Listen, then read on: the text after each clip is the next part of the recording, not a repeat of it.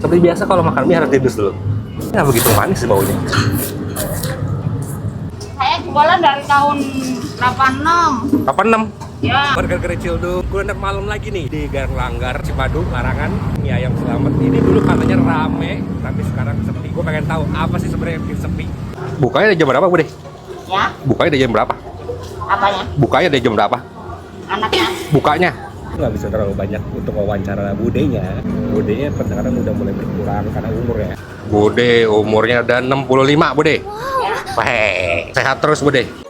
Ini mie ayam bakso, harganya 17.000. Seperti biasa aku minta setengah matang. 17.000 dapat bakso 3. Potongan daging tebel-tebel loh. Gede-gede coy. Kita pakai kecapnya. Ayam kecapnya juga nggak begitu manis, sederhana, comfort. Sambalnya merah banget ya.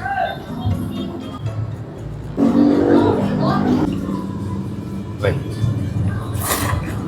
Sambal pedas.